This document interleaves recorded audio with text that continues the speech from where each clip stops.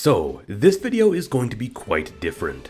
Although I've talked a bit before about the Age of Empires series, it's always had to do specifically with topics relating to Japanese factions in the games. Which makes sense considering that pre-modern Japanese history is the main focal point of my channel. However, this has been a video I've wanted to make for a long time, yet I just have never felt fully comfortable doing so. Age of Empires 3 was very much a formative gaming experience for me, and one which helped to build my interest in Japanese history when I was young. I've probably told this story before, but I still remember being at the store with my parents when I was a kid and seeing a massive display for Age of Empires 3, the Asian Dynasties expansion, with that epic artwork of Date Masamune at the Siege of Osaka. It just captured all of my attention, and I needed to play it. And luckily enough, very shortly after, I ended up getting the game for Christmas. There's already so much I've said in the past about Age of Empires 3 and its Japanese faction and storyline, but there is still more I've always wanted to talk about regarding the game itself and series as a whole. Yet, like I said, I have not felt comfortable doing so. Not only do my gaming videos tend to not get many views unless they are covering a brand new game, but also whenever I diverge too far from what my normal type of content is, that's always another thing which causes people to usually not click on the video as much. But being that I now have a full-time career alongside my YouTube channel, I'm not as dependent on how well my videos perform. Thus, I can worry less about views and make more fun videos like this. Besides this though, there may not have been a more important time to make this video. If you have been following the recent news, you know what I mean. But we'll get into that later. For now, let's just start off at the top, beginning with a pretty controversial opinion. Age of Empires 3 is the best game in the Age of Empires series. Now that may not be a surprising thing to hear me say. It's obviously my favorite game in the series, and thus I have a very biased opinion towards it. Also, of course, I'm not the authority on what really is the best and what isn't. Everyone is entitled to their own opinion. This is just my own take from my own experience with the series. But, if I can, let me make an argument as to why I believe this to be true. I imagine many of you are already jumping to your keyboards to disagree with me, but while I say Age of Empires 3 is the best, I think we can all agree that it is by no means the greatest. That title obviously goes to Age of Empires 2. Some of you might be asking, what's the difference between best and greatest? Doesn't that basically mean the same thing? Well, not if you look up the definitions of both terms. Saying something is the greatest can imply it has the most overall significance, influence, and reach, while saying something is the best implies a deeper look at more core details which define something to determine its superiority over what is being compared. For example, you might hear a Star Wars fan say something like, while The Empire Strikes Back is easily regarded as one of the greatest films of all time, Revenge of the Sith is actually the best Star Wars film in the saga. But in terms of Age of Empires, it's simple really. Age of Empires 2 is a game that really defined the real-time strategy genre, and has stood the test of time with its terrific formula and gameplay. It's a style that other games have tried to emulate, but never to the same success. It's a classic that everyone has heard about and is still played by tens of thousands of people every day. And those who obviously grew up with it have only come to love it more and more, sparking deep interests in history and propelling the best of players into a highly competitive gaming scene. But while Age of Empires 2 has had such significant reach and influence, it's only the second game in a series which now comprises 4 titles, not counting Age of Empires Online. 5 titles though if you want to count Age of Mythology, and 6 if you are one of the true legends out there who count Star Wars Galactic Battlegrounds. And although it's easy to say that Age of Empires 2 is the greatest and thus the best game in the series, plenty of us beg to differ. Sure, everyone has their favorite Age of Empires game and the reasons why obviously vary. But let's take a deeper, more systematic look at what sets each game apart. If we look strictly at the Age of Empires titles, the core 4, what we have are 3 games that have very similar mechanics and overall structure. We also have pretty similar time periods for both Age of Empires 2 and 4, as both games essentially cover the Dark Ages through the early Renaissance, while AoE 1 is set further back into ancient times. Unfortunately, we won't be touching much on AoE 1 in this video, being that it's the only game in the series I've never actually gotten into. But for AoE 2 and 4, there are a lot of similarities we can point to, as plenty of their core features are nearly identical. For instance, both games have the same exact set of ages to progress through, starting in the Dark Age, but then progressing through the Feudal Age, Castle Age, and finishing in the Imperial Age. I'll be honest, I've played a ton of Age of Empires 4, more than I have played Age of Empires 2 in fact. It's a fun game, but even I can recognize how AoE 4 is basically just trying to capitalize on everything great about AoE 2. AoE 4 was made in the spirit of being a proper sequel and successor to AoE 2, with I imagine the initial goal being to bring Age of Empires 2 into the modern era with a number of tweaks to modernize the game beyond what the definitive edition of Age of Empires 2 offered. However, although Age of Empires 4 was a great success, it still has never come close to dethroning Age of Empires 2, which easily remains the most played game in the series. So, what we are left with then is two games which comprise roughly the same time period and offer very similar gaming experiences, with one being kept in a classic state while the other has had a modern facelift. At least that is the view looking in from the outside, if you are not someone who has sunk thousands of hours into both games. Of course, I know there are a lot more differences when we actually dig into both games. From different civilizations, different playstyles, different map features, and more, there are a number of unique elements AoE 4 added which are not in AoE 2. But as a whole, they both try to capture that same medieval RTS vibe in roughly a similar fashion. So then the player base splits. Do you want the classic game, or do you want the new game with the fresh coat of paint? There is no wrong answer, but it's clear to see the majority of players have stuck with Age of Empires 2. Now, it's very important we address these similarities between AoE 2 and 4, because for almost everything that is similar about those games, Age of Empires 3 takes a bit of a different direction. It's nothing shocking to say that Age of Empires 3 has never had the best reputation. This goes back to when it first launched in 2005, to now, when it has oddly enough become a neglected middle child of the series. Of course, Age of Empires 3 still has plenty of the same gameplay features as the prior titles, but it's how the game built off of these that really matters. You still advance through the ages, train and upgrade units, and try to create a powerful economy to sustain your war effort and dominate your foes. It's built on the same foundations as the mechanics of Age of Empires 2. But the developers also tried to expand upon the systems in interesting ways. Not in overly careful ways which put them more in line with AoE 2 like what AoE 4 did, but truly experimental ways that turned into systems most players either loved or hated. Thus, when AoE 3 first came out, it was met with mixed opinions. A lot of people were not happy with the changes and preferred the style of AoE 2. But many others also welcomed the changes and came to love them for what they are. That's sort of where I fall in, as someone who has only come to appreciate the changes more and more over time, and can see how they really are the X factor that make AoE 3 stand out as the most unique game in the series. Now, I will be jumping into these systems in a minute, but I think it's important to talk about the setting of AoE 3 a bit first, because where and when the game takes place ties in directly with some of AoE 3's biggest updates to the core Age of Empires formula.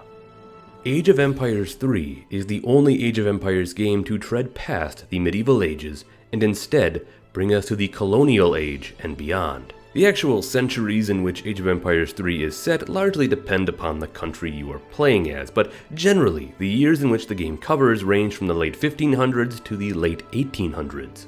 Thus, we actually do cover a time period where most of the countries we are playing as can properly be considered as empires, which I've always found to be really funny.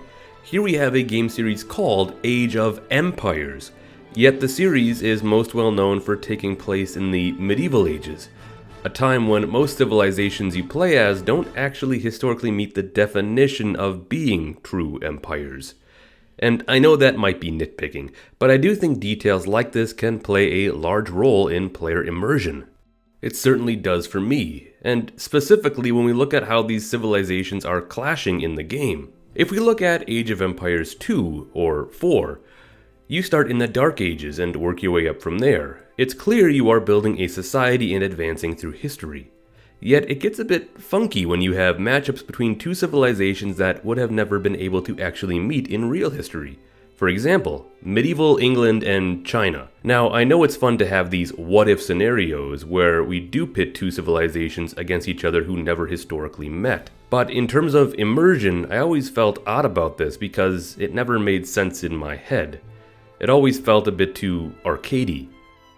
Age of Empires 3, however, taking place in the colonial age, adds that special sauce. All of a sudden, it's not like you are playing through the birth of these civilizations. Instead, these great empires already exist, and you are trying to establish a colony in a faraway land.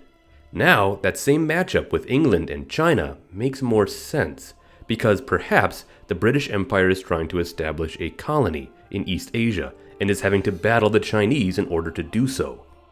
Turning the focus onto colonialism is, in fact, what I think makes Age of Empires 3 stand out the most, because it opens the door to so many unique features. The fact that we are playing as already pre-established great powers is quite an important aspect. What would be villagers in other games are now settlers. What would be warriors and knights are now conquistadors and colonists. There is a grander sense of politics at play, not only back in your home country, but also out across the new frontier. Will you befriend the native people of the New World to exploit their unique knowledge and fighting capabilities? Will you dominate powerful trade networks to bring in wealth and enrich your society? Will you build mighty fortifications around your colony to repel any and all threats to its survival? The ages in AoE 3 are a step in an entirely different direction.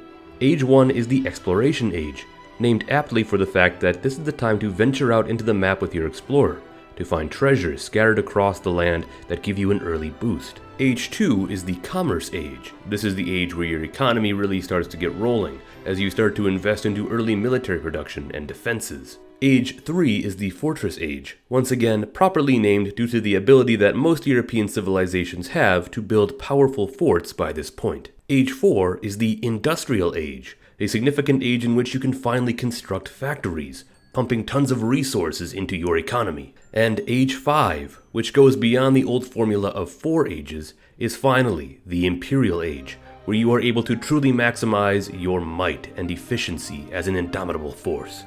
What's awesome too about aging up is that it comes with unique bonuses. Choose significant leaders to carry you into each new age and reap the rewards that come with them. Asian factions even get the ability to build great wonders, something very similar to how aging up works in AoE 4. Many countries even have the decision in Age 4 to revolt from their mother country, ignoring the advancement to Age 5 in favor of becoming one of the mighty powerful historical revolutionary nations, fresh with their own unique playstyles and abilities. Each choice is purposeful, yet each choice is your own, depending on how you want to play. And this, I think, is where Age of Empires 3 shines the most. Player choice. Sure, there will always be a current meta. Competitive play is always going to be out there, and it is a ton of fun. But it's not the only way to experience the game. You don't need to play every country in one specific way, especially if you are more of a casual player like me who tends to just play with a group of friends. Instead, in this case, you have endless freedom at your fingertips to customize so many details to how you see fit. And this is where we should dive into what is likely the largest new feature brought to AoE 3, the shipment system. Once again, you are playing as a colony, thus you have a home city, which, by the way, is fully customizable, from the buildings and people down to its name and the name of your brave explorer. But being that it is a colony with ties to a mother country, you have a deck of cards which are known as home city shipments. Basically, help which you can call in. These can range from bonuses to your economy and resources, to unique unit and mercenary shipments, and buildings such as forts or factories which you can only acquire through shipments. This is where the game really opens up, because there are endless ways to customize the decks for each country you play. The possibilities are infinite. From playing as the US and making a deck that allows you to spam hordes of cowboys, to playing as France and creating an army of Denshutai and Ronin set for the Boshin War, playing as Japan and creating a devastating army of samurai armed with hand mortars, to playing as Germany and creating a mighty army of buffed out Doppelsoldners to hack their way through the enemy. The possibilities are limitless based on how you want to play and what strategies you want to try. Just look at how many decks I have made just for Japan. And trust me, I know there is someone watching this video right now going, "That's it? I've made so many more." That's the glory and versatility of this game that no other Age of Empires game can touch. I cannot stress enough how this system adds a level of depth, complexity, and customization that I have not seen from any other RTS. And it has been made continually better by the definitive edition of AoE 3, which added more countries, maps, and cards since its release in 2020. The definitive edition of Age of Empires 3 is quite magnificent, and truly became the best way to experience the game. I know there was a portion of the community who were die-hard loyalists to the original 2005 release, but it seems over time the definitive edition has won most players over. From all the content that has been added, to all the patches and balancing tweaks, to the visual updates which challenge even that of Age of Empires 4. Seriously, I think Age of Empires 3 Definitive Edition actually has sharper, better graphics than AoE 4. AoE 3 also has something else the other Age of Empires games don't have, and that is an actual physics system, particularly when it comes to artillery. Artillery in AoE 3 feels incredibly powerful, shattering buildings, knocking down trees, and actually sending bodies flying like ragdolls, which can be both fun and devastating to see depending on who is on the receiving end. On top of that, artillery units actually have people manning them. They are not just magically pushing themselves on their own like in other titles. It's small details like these that add to that immersion. But perhaps one overlooked aspect comes in regarding the AI. If you are playing a game with the AI involved, each country has their own personality. For example, France is led by Napoleon, England is led by Queen Elizabeth, Russia by Ivan the Terrible, Japan by Tokugawa Ieyasu, and so forth. Each leader has their own completely voice-acted, unique personality and will often talk to you throughout the match, either taunting you, cheering you on, asking for help, or begging for you to give up so you can end it. They even remember things that happened in prior matches and will reference if you previously won, lost, or changed the difficulty setting. They are truly fleshed out characters on their own. Napoleon always comes off as egotistical. Elizabeth is pompous. Queen Isabella of Spain is flirtatious. Akbar of India is a bit more of a religious fanatic. Ivan the Terrible is a brutish thug, and of course there are so many more. This level of immersion is just fun to see, and something I enjoy listening to whenever playing with AI involved. It helps make the game feel more alive in ways that the other titles in the series do not. I could go on and on about this game. In many ways, this video is my love letter to it, especially with all that it has given me over the years. Tons of great memories, and a deeper fostering of my interest in Japanese history, spurred forth by a Japanese faction which embodies the height of the Sengoku period. But it has been hard to organize my thoughts for the script of this video, to make sure I can convey each awesome detail about the game in a concise and easy to digest manner. Yet, I think I've made my point as clear as I can make it right now. All of these reasons are why I believe that Age of Empires 3 is truly the best Age of Empires game in the series. Age of Empires 2 is of course the greatest in terms of the legacy it has had on the genre and its classic, timeless formula. However, in terms of pushing the boundaries and crafting a game unlike any other, with boundless versatility, customization, and immersion, you can't look any further than Age of Empires 3. Which is why we now need to tread into the more unfortunate part of this video. It's sad to say, but Age of Empires 3 seems to slowly be getting left behind. The developers seem more content to focus on continuing work for updates for Age of Empires 2 and 4, along with new releases like Age of Mythology Retold, rather than working on anything related to Age of Empires 3. There has been a long list of missteps which have angered the very passionate AoE 3 community recently, from a massive lack of communication from the developers, to Age of Empires 3 being left out of major world tournaments, to the long-awaited announcement of a new DLC which introduces 2 long-awaited countries, yet to hear nothing for many months only to then get the sad news that the DLC had been delayed with no planned release date. It's clear that Age of Empires 3 is not at the top of any priority list. And it's not like the game is dying or anything. In fact, the game has had consistent numbers.